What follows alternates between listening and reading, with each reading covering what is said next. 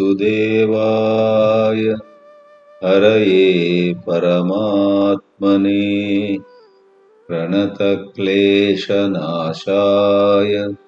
ಗೋವಿಂದಾಯ ನಮೋ ನಮಃ. ಕತ್ತಲೆಯಿಂದ ಬೆಳಕಿನೆಡೆಗೆ. ಯಾವ ಕತ್ತಲೆಯ ಬಗ್ಗೆ ನಾವು ಮಾತನಾಡ್ತಿದ್ದೀವಿ? ಯಾವ ರೀತಿ ಅದು ಆ ಬೆಳಕು? ಮೊದಲು ಇದನ್ನ ಪರೀಕ್ಷಿಸಬೇಕು. ಇಲ್ಲಿ ಕತ್ತಲೆ ಮತ್ತು ಬೆಳಕು ಎರಡೂ ಕೂಡ ಒಂದು ಹೋಲಿಕೆಯ ರೂಪದಲ್ಲಿ ಹೇಳಲಾಗಿವೆ. ದೃಷ್ಟಾಂತ ಅಂತ ಹೇಳಿ. ಕತ್ತಲೆ ಅಂದ್ರೆ ಸಾಮಾನ್ಯವಾಗಿ ನಾವು ತಿಳಿಯುವ ಕತ್ತಲೆ ಅಲ್ಲ, ಆಧ್ಯಾತ್ಮಿಕ ಕತ್ತಲೆ, ಅರಿವಿನ ಕತ್ತಲೆ, ಅಂದ್ರೆ ಅರಿವಿಲ್ಲದಿರುವಂತಹ ಕತ್ತಲೆ. ಬೆಳಕು ಅಂದ್ರೆ ಆಧ್ಯಾತ್ಮಿಕವಾಗಿ ನಾವು ಎದ್ದೇಳುವಂತಹದ್ದು, ಎಚ್ಚರವಾಗುವಂತಹದ್ದು. ಕತ್ತಲೆ ಅನ್ನೋ ಶಬ್ದದಿಂದ ನಾವು ವಿಚಾರ ಮಾಡಿದ್ರೆ, ಮನನ ಮಾಡಿದ್ರೆ ಎಷ್ಟೆಲ್ಲ ಅರ್ಥ ಬರುತ್ತೆ. ಸ್ವಾರ್ಥವೇ ಕತ್ತಲೆ, ನಿಸ್ವಾರ್ಥತೆ ಅನ್ನುವುದು ಬೆಳಕು. ಕಾಮವೇ ಕತ್ತಲೆ, ನಿಷ್ಕಾಮತೆ ಬೆಳಕು. ಕತ್ತಲೆಯಿಂದ ಬೆಳಕಿನೆಡೆಗೆ ಅನ್ನುವುದು ನಿಮ್ಮಲ್ಲಿ ತುಂಬ ಜನ ಊಹಿಸಿರುವಂತೆ ತಮಸೋಮ ಜ್ಯೋತಿರ್ಗಮಯ ಅನ್ನುವಂತಹ ಬೃಹದಾರಣ್ಯಕ ಉಪನಿಷತ್ತಿನ ವಾಕ್ಯದ ಆಧಾರದಲ್ಲಿ ತೆಗೆದುಕೊಳ್ಳಲಾಗಿದೆ. 3 ಪಂಕ್ತಿಗಳಿವೆ ಆ ಮಂತ್ರದಲ್ಲಿ. ಅಸತೋಮ ಸದ್ಗಮಯ, ತಮಸೋಮ ಜ್ಯೋತಿರ್ಗಮಯ, ಮೃತ್ಯೋರ್ಮ ಅಮೃತಂ ಗಮಯ ಎಂಬುದಾಗಿ. ಈ 3ರಲ್ಲಿ ಒಂದು ಪಂಕ್ತಿಯನ್ನು ಇವತ್ತು ನಾವು ಎತ್ಕೊಂಡಿದ್ದೀವಿ. ಉಪನಿಷತ್ ಮಂತ್ರವೇ ಹೇಳುತ್ತೆ, ಈ 3 ಪಂಕ್ತಿಗಳು ಸುತ್ತಿ ಬಳಸಿ ಒಂದೇ ಮಾತನ್ನು ಹೇಳ್ತಾ ಇವೆ. ಆ ಒಂದು ಮಾತು ಏನು ಅಂದ್ರೆ ಆ 3ನೇ ಪಂಕ್ತಿ, ಮೃತ್ಯೋರ್ಮ ಅಮೃತಂ ಗಮಯ. ಕತ್ತಲೆ ಅಂದ್ರೆ ಬೇರೆ ಏನಲ್ಲ, ಅದು ಮೃತ್ಯು. ಬೆಳಕಂದ್ರೆ ಬೇರೆ ಏನಲ್ಲ, ಅದು ಅಮೃತತ್ವ ಅಂತ ಉಪನಿಷತ್ ಮಂತ್ರವೇ ಹೇಳುತ್ತೆ. ಅಸತೋಮ ಸದ್ಗಮಯ ಅಂತ ಮೊದಲಿನ ಪಂಕ್ತಿಯಲ್ಲೂ ಕೂಡ ಅಸತ್ ಅಂದ್ರೆ ಮತ್ತೇನಲ್ಲ, ಮೃತ್ಯುವೇ ಅಸತ್, ಮತ್ತು ಸತ್ ಅಂತ ಹೇಳಿದ್ರೆ ಅಮರರಾಗಿರುವುದು ಅಂತ. ಅಂತೂ ಸಾವಿನಿಂದ ಎಂದೆಂದಿಗೂ ಜೀವಂತ ಇರುವಂತಹ ಸನ್ನಿವೇಶಕ್ಕೆ ಈ 3 ಪಂಕ್ತಿಗಳು ಸೂಚಿಸ್ತವೆ ಅಂತ ಅರ್ಥ ಕೊಟ್ಟಿದ್ದಾರೆ. ಅದನ್ನು ನಾವು ಹೆಚ್ಚು ವಿಶ್ಲೇಷಣೆ ಮಾಡುವುದು ಬೇಡ. ಕತ್ತಲೆ ಅಂತ ನಾವು ಹೇಳಿದ್ವಿ, ದೇಹಾಭಿಮಾನ ಕೂಡ ಕತ್ತಲೆ. ಈಗ ಸ್ವಲ್ಪ ಶಾಸ್ತ್ರೀಯ ಭಾಷೆಯನ್ನ ಬಿಟ್ಟು ಈಗಿನ ಸಮಾಜದಲ್ಲಿ, ಇಂದಿನ ದಿನದಲ್ಲಿ ಮತ್ತು ಲೌಕಿಕವಾದ ಭಾಷೆಯಲ್ಲಿ ಮಾತಾಡೋಣ.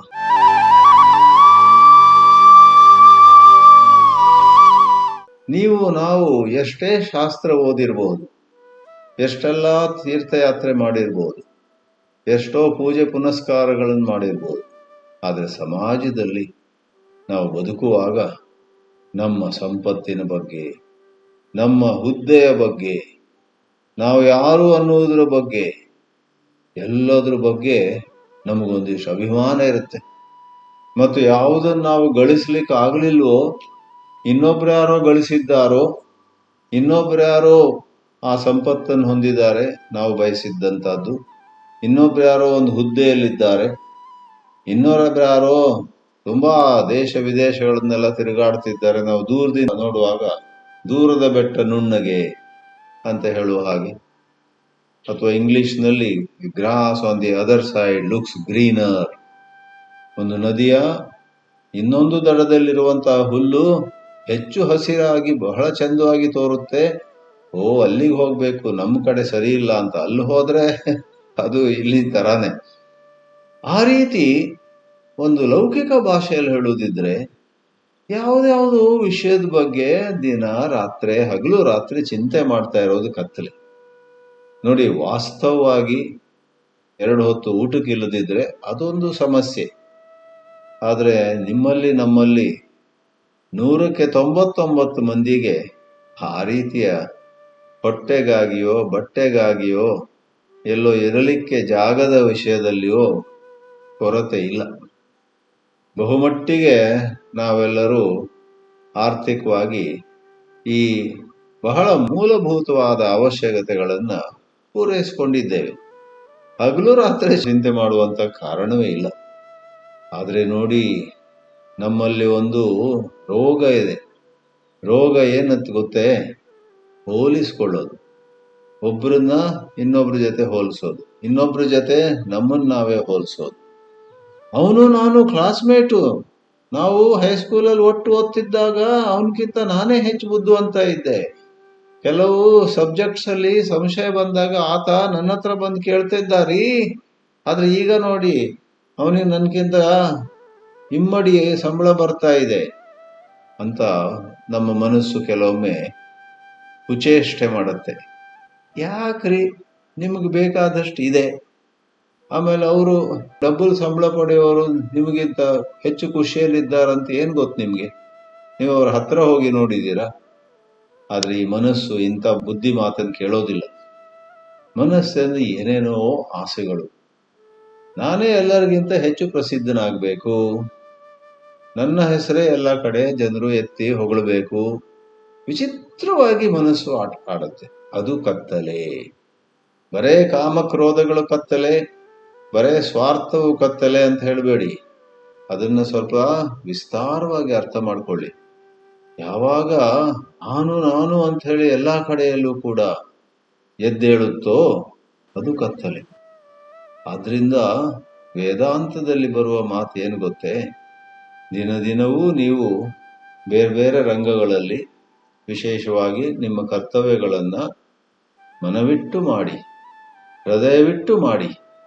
ಆದರೆ ಕರ್ತವ್ಯ ಪಾಲನೆ ಮಾಡುತ್ತಾ ಇರುವಾಗ ಈ ಮನಸ್ಸೆನ್ನುವಂಥದ್ದು ಅನಾವಶ್ಯಕವಾಗಿ ಮಿತಿ ಮೀರಿ ಯಾವುದ್ಯಾವುದೋ ವಿಷಯದ ಬಗ್ಗೆ ಚಿಂತೆ ಮಾಡುತ್ತಾ ಯಾವುದ್ಯಾವುದೋ ಮಾನದಂಡವನ್ನ ಉಪಯೋಗಿಸ್ಕೊಂಡು ನೀವೊಬ್ಬರ ಕಡೆಗೆ ಅಸೂಯೆ, ಇನ್ನೊಬ್ಬರನ್ನ ನೋಡಿಕೊಂಡು ನಮಗೆ ಗರ್ವ, ಅವನು ನನ್ನ ಎದುರು ಯಾವ ಲೆಕ್ಕಕ್ಕೂ ಇಲ್ಲ, ಆದ್ರೆ ಇವನನ್ನು ಹೋಲಿಸಿದ್ರೆ ನಾನು ಯಾವ ಲೆಕ್ಕಕ್ಕೂ ಇಲ್ಲ ಕೃಷ್ಣ ಅನ್ನೋದಾಗಿ ಎಲ್ಲ ಈ ಮನಸ್ಸು ಮಾಡತ್ ನೋಡಿ.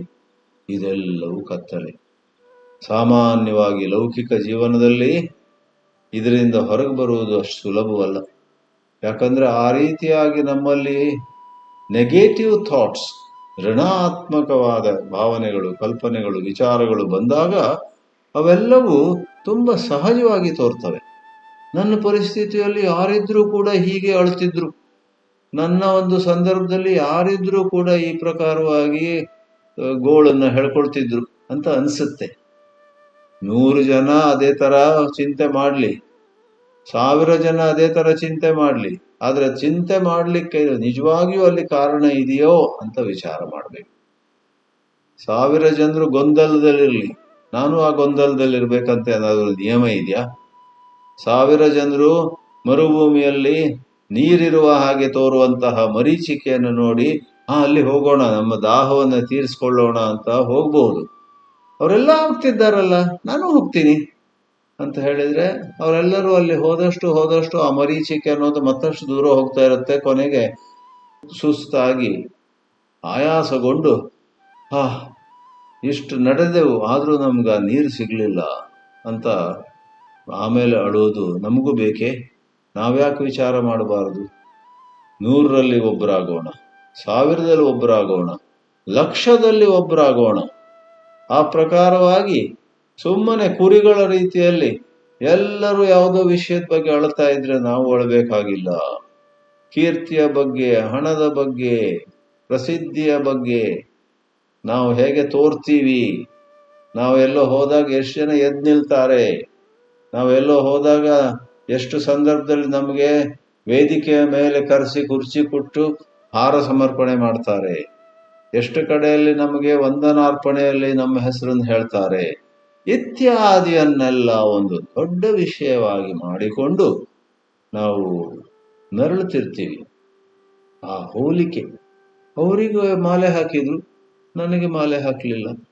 ಅವರಿಗೆ ವೇದಿಕೆ ಮೇಲೆ ಬರಬೇಕು ಅಂತ ಕರೆದದ್ ನೋಡಿ, ನಾನು ಅವ್ರಿಗಿಂತ ಹೆಚ್ಚು ಓದಿದವನು, ಅವ್ರಿಗಿಂತ ಹಿರಿಯನು, ಏನು ಅವರಿಗೆ ನಾನೇ ಹೇಳ್ಕೊಟ್ಟಿದ್ದಲ್ಲ, ಆದ್ರೆ ನನಗೆ ವೇದಿಕೆ ಮೇಲೆ ಕರೀಲೇ ಇಲ್ಲ. ಇತ್ಯಾದಿಯಾಗಿ ಮನೆ ಮನೆಯಲ್ಲಿಯೂ, ಯಾಕೆ ಎಷ್ಟೋ ಆಶ್ರಮಗಳಲ್ಲೂ ಕೂಡ ಈ ರೀತಿ ನನಗೇನು ಸಿಕ್ಕಿತು, ನನಗಿಂತ ಅವ್ರಿಗೆ ಹೆಚ್ಚು ಸಿಕ್ಕಿತಲ್ಲ ಇತ್ಯಾದಿಯಾಗಿ ನಾವು ಬಳಲ್ತೀವಿ ನೋಡಿ, ಅದು ಕತ್ತಲೆ. ನೋಡಿ, ನಾನು ಈಗ ಲೌಕಿಕ ಭಾಷೆಯನ್ನು ಉಪಯೋಗಿಸಿದ್ದೇನೆ. ಯಾವುದೋ ಒಂದು ಆಧ್ಯಾತ್ಮಿಕ ಆನಂದಮಯ ಕೋಶ, ಪ್ರಾಣಮಯ ಕೋಶ, ವಿಜ್ಞಾನಮಯ ಕೋಶ, ಮನೋಮಯ ಕೋಶ, ಅನ್ನಮಯ ಕೋಶ, ಇವುಗಳೆಲ್ಲದರ ಕಡೆಗೆ ನಿಮಗೆ ಇದು ನಾನು ಅನ್ನುವ ಕಲ್ಪನೆ ಇರುವುದರಿಂದ ನಿಮಗೆ ದುಃಖ ಅಂತ ಆ ಭಾಷೆ ಉಪಯೋಗಿಸಿಲ್ಲ. ಆದರೆ ಜಗತ್ತಿನಲ್ಲಿ, ಈ ಸಮಾಜದಲ್ಲಿ ನಮ್ಮ ಅವಶ್ಯಕತೆಯನ್ನ ಮೀರಿ, ನಿಜವಾದ ಅವಶ್ಯಕತೆಯನ್ನ ಮೀರಿ ಯಾವುದ್ಯಾವುದೋ ಒಂದು ರೀತಿ ಮನಸ್ಸಿನ ತಂಟೆ, ಮನಸ್ಸಿನ ಒಂದು ಕುಚೇಷ್ಟೆಗೆ ಬಲಿಯಾಗ್ತೀವಲ್ಲ, ಅದು ಕತ್ತಲೆ. ಆದ್ದರಿಂದ ಸತ್ಸಂಗದ ಮೂಲಕ, ಒಂದಿಷ್ಟು ಸಜ್ಜನರ ಜೊತೆ ವ್ಯವಹರಿಸುವ ಮೂಲಕ, ಸತ್ಸಂಗದಲ್ಲಿ ಭಾಗವಹಿಸುವ ಮೂಲಕ, ಮತ್ತು ಅಲ್ಲಿ ಹೇಳ್ತಕ್ಕಂತಹ ಕೆಲವು ಕಸರತ್ತುಗಳನ್ನು ಮಾಡುವ ಮೂಲಕ, ಕಸರತ್ತು ಅಂದರೆ ಎಕ್ಸರ್ಸೈಸಸ್, ಪೂಜನಂ ಜಪಶ್ಚಿಂತನಂ ಕ್ರಮಾತ್ ಅಂತ ರಮಣ ಮಹರ್ಷಿಗಳು ಉಪದೇಶ ಸಾರದಲ್ಲಿ ಬೋಧಿಸ್ತಾರೆ.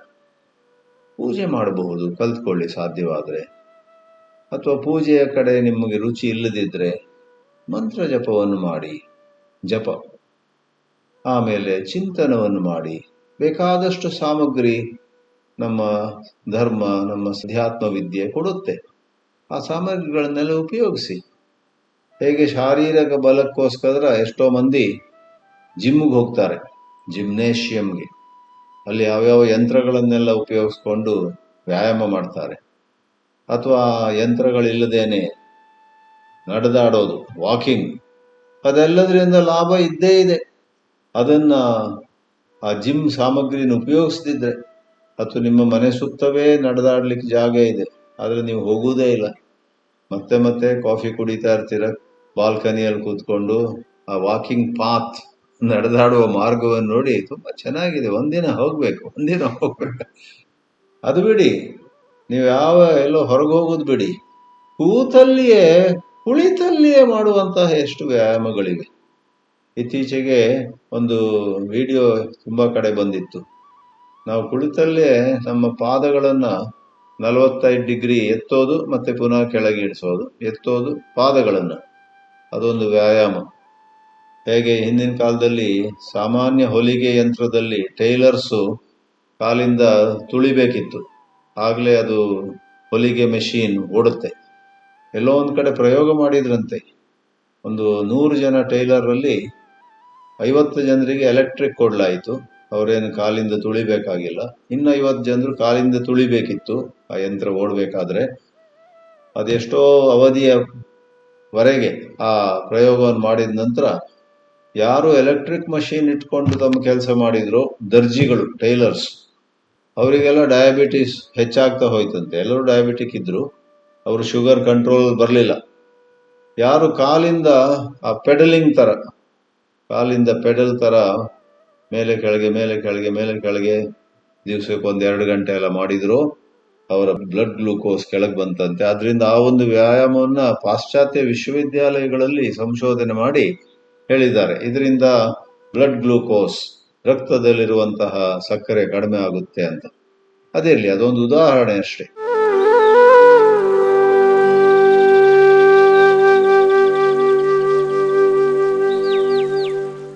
ಇವಾಗ ಈ ಕತ್ತಲೆಯನ್ನ ಹೋಗಲಾಡಿಸಲಿಕ್ಕೆ ನಾವು ಮಾಡಬಹುದಾದಂತಹ ಎಷ್ಟೋ ಶಾರೀರಿಕ, ಭಾವನಾತ್ಮಕ ಮತ್ತು ಬೌದ್ಧಿಕವಾದ ಕಸರತ್ತುಗಳು, ವ್ಯಾಯಾಮಗಳು ಇವೆ.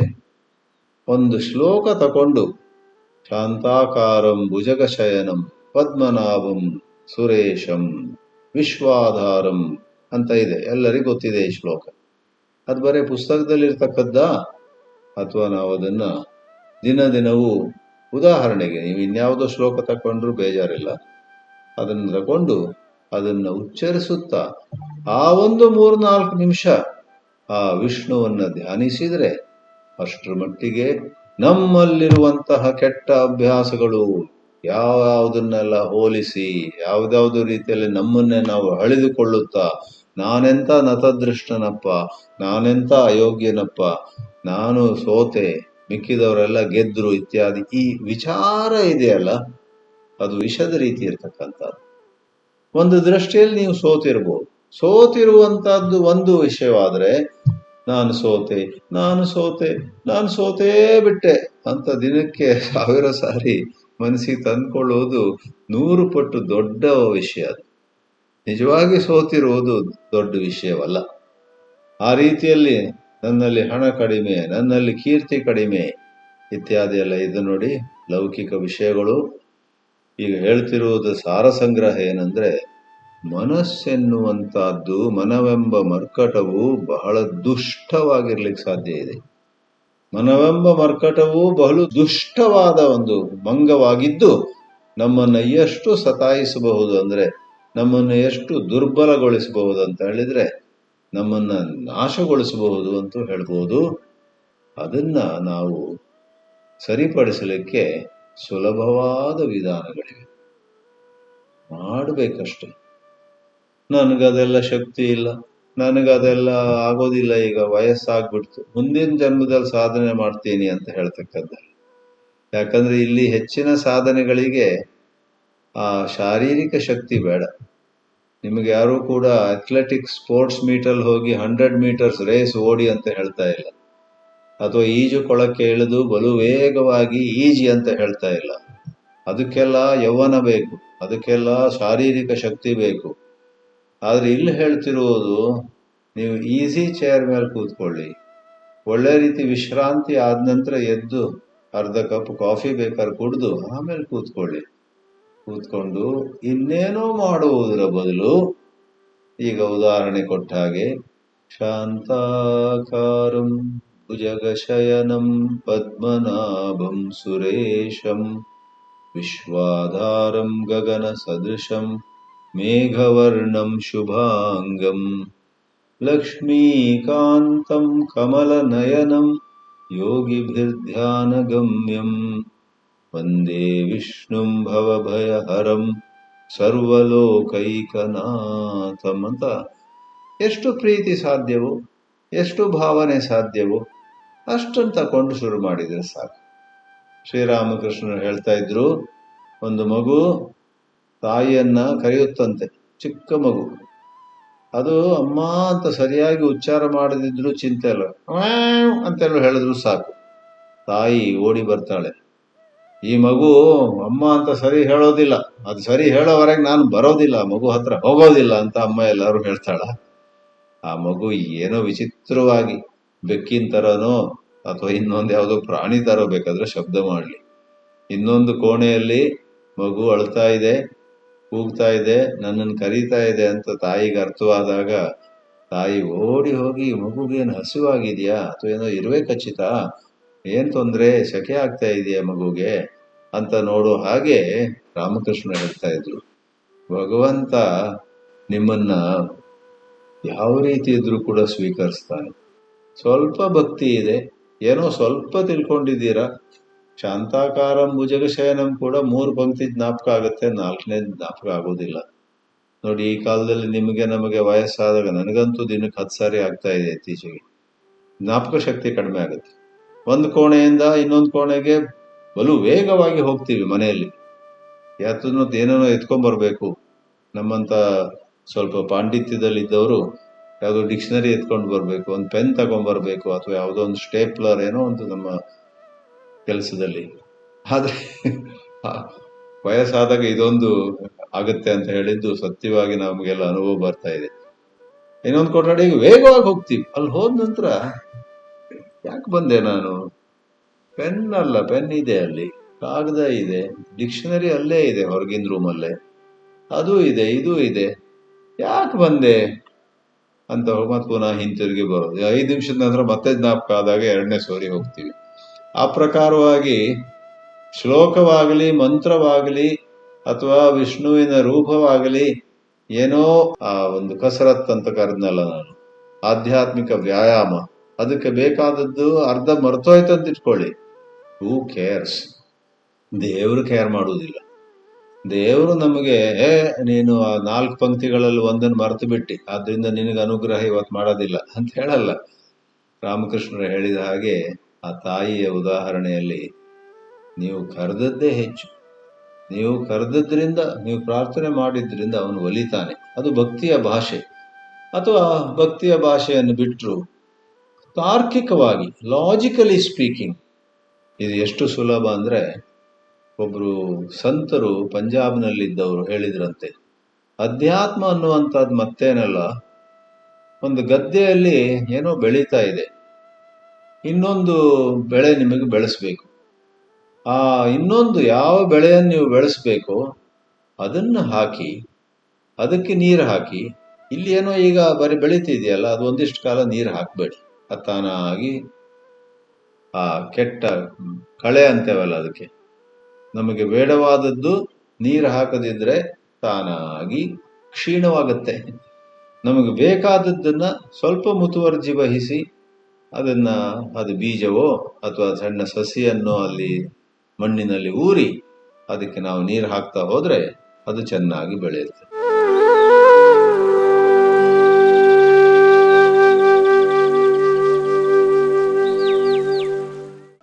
ಆ ಪ್ರಕಾರವಾಗಿ ಪ್ರಾಪಂಚಿಕ ವಿಷಯಗಳನ್ನ ನಾವು ಇನ್ನು ಈ ಬೆಳೆ ನಮಗೆ ಬೇಡ ಅಂತ ನಿರ್ಧರಿಸಿ ಅದಕ್ಕೆ ನೀರು ಎರೆಬಾರದು. ಆಧ್ಯಾತ್ಮಿಕ ವಿಷಯವನ್ನ ಎತ್ಕೊಂಡು, ಅದು ಎಷ್ಟೇ ಸರಳವಿರಿ, ನಮ್ಮಂತ ಪ್ರವಚನ ಮಾಡುವವರ ರೀತಿಯಲ್ಲಿ ಎಲ್ಲರೂ ಕೂಡ ವಿದ್ವತ್ಪೂರ್ಣರಾಗಿರ್ಬೇಕಂತಿಲ್ಲ. ಶ್ಲೋಕಗಳು, ಮಂತ್ರಗಳು, ಪೂಜಾ ವಿಧಾನಗಳು, ಷೋಡಶ ಉಪಚಾರಗಳೆಲ್ಲ ಎಲ್ಲರಿಗೂ ಗೊತ್ತಿರ್ಬೇಕಂತಿಲ್ಲ. ನೋಡಿ ಎಷ್ಟು ಸರಳವಾದ ವಿಷಯ. ನಮ್ಮಲ್ಲೊಂದು ಬುದ್ಧಿ ಇದೆ, ನಮ್ಮಲ್ಲೊಂದು ಮನಸ್ಸಿದೆ, ನಮ್ಮಲ್ಲೊಂದು ಹೃದಯ ಇದೆ, ನಮ್ಮಲ್ಲಿ ಕೈಗಳಿವೆ. ಇರುವಂತಹ ಈ ಇಂದ್ರಿಯ ಮನಸ್ಸುಗಳನ್ನ ಯಥಾಶಕ್ತಿ ಸಮಯ ಸಿಕ್ಕಿದಾಗಲೆಲ್ಲ ದೈವ ಚಿಂತನೆಯಲ್ಲಿ ಅಥವಾ ಆತ್ಮಚಿಂತನೆಯಲ್ಲಿ ತೊಡಗಿಸಿದರೆ, ಆ ಪಂಜಾಬಿನ ಸಂತರು ಹೇಳಿದ ರೀತಿಯಲ್ಲಿ ಒಂದು ಹೊಸ ಬೆಳೆಯನ್ನ ನಾವು ಚಂದವಾಗಿ ಬೆಳೆಸ್ಲಿಕ್ಕೆ ಸಾಧ್ಯ ಇದೆ. ಮತ್ತು ಆ ಹಳೆಯ ಬೆಳೆ, the old crop which we did not want, ಅದನ್ನ ಹಾಗೆ ಸಾಯಲಿಕ್ಕೆ ಬಿಡ್ತೀವಿ. ಆದ್ರಿಂದ ಒಂದು ಕಾಲದಲ್ಲಿ ಸಂಗ್ರಹವಾಗಿ ಹೇಳುವುದಿದ್ರೆ, ಒಂದು ಕಾಲದಲ್ಲಿ ನಾವು ಯಾರ್ದೋ ದೊಡ್ಡ ಮನೆ ನೋಡಿ ಹಲುಗುತ್ತಿದ್ದೆವು. ಒಬ್ಬ ಇಷ್ಟು ದೊಡ್ಡ ಮನೆ ಕಟ್ಟಿಬಿಟ್ಟು ನಾವು ಅದ್ರ ಅರ್ಧದಷ್ಟು ನನ್ಗಾಗ್ತಾ ಇಲ್ವಲ್ಲ ಅಂತ. ಅವ್ರದ್ ಮನೆ ದೊಡ್ಡದಿರುವುದು, ನಮ್ಮ ಮನೆ ಚಿಕ್ಕದಿರುವುದು ಸಮಸ್ಯೆಯೇ ಅಲ್ಲ. ಸಮಸ್ಯೆ ಈ ಮನಸ್ಸು ಆ ಒಂದು ಹೋಲಿಕೆಯನ್ನ ದೊಡ್ಡ ವಿಷಯವಾಗಿ ಮಾಡಿರುವುದು. ಅದೇ ರೀತಿಯಲ್ಲಿ ಕೀರ್ತಿ, ಅದೇ ರೀತಿಯಲ್ಲಿ ಇನ್ಯಾವುದು ನೂರಾರಿದೆ ಪ್ರಾಪಂಚಿಕ ವಿಷಯಗಳು. ಪ್ರಾಪಂಚಿಕವಾಗಿ ಮೇಲು ಕೀಳು, ಇವರು ದೊಡ್ಡವರು ಅವರು ಚಿಕ್ಕವರು ಅಂತೆಲ್ಲ ಇದೆ ನೋಡಿ, ಅದೆಲ್ಲ ನಿಜವಾಗಿಯೂ ಕೂಡ ಏನು ಹೇಳೋಣ, ಅದಕ್ಕೆ ಅರ್ಥವಿಲ್ಲದ್ದು. ಎಷ್ಟೋ ಜನರು ಹೊಂದಿರುವ ಬಹಳಷ್ಟು ಸಂಪತ್ತು ನಿಜವಾಗಿ ನಮಗ್ ಬೇಕೇ ಇಲ್ಲ. ಕೀರ್ತಿಯೂ ಬೇಕೇ ಇಲ್ಲ. ಕೀರ್ತಿಯಿಂದ ನಮ್ಮ ಹೊಟ್ಟೆ ತುಂಬುತ್ತೆ. ಹಾಗೆ ನೋಡಿ, ನೀವು ವಿಚಾರದಲ್ಲಿ ಒಂದು ಸ್ವಲ್ಪ ಅರ್ಥವಾಗುತ್ತೆ ನಿಮಗೆ. ವಿಚಾರ ಮಾಡಿದಾಗ ಯಾವುದರ ಬಗ್ಗೆ ನನಗೆ ಹಗಲು ರಾತ್ರಿ ಚಿಂತೆ ಬರುತ್ತೋ ಅದು ನಿಜವಾಗಿ ಚಿಂತೆ ಮಾಡಬೇಕಾದದ್ದಲ್ವಲ್ಲ ಅಂತ. ಆ ವಿಚಾರ ಬಂದಾಗ ಬರೇ ಆ ವಿಚಾರ ಬಂದ ಕೂಡಲೇ ಅದೆಲ್ಲ ಹೋಗೋದಿಲ್ಲ. ಅದಕ್ಕೆ ಏನೋ ಒಂದು ಸ್ವಲ್ಪ ಸರಳವಾದ ಅನುಷ್ಠಾನ, ಆವಾಗ ಮನಸ್ಸು ನಿರ್ಮಲವಾಗುತ್ತೆ.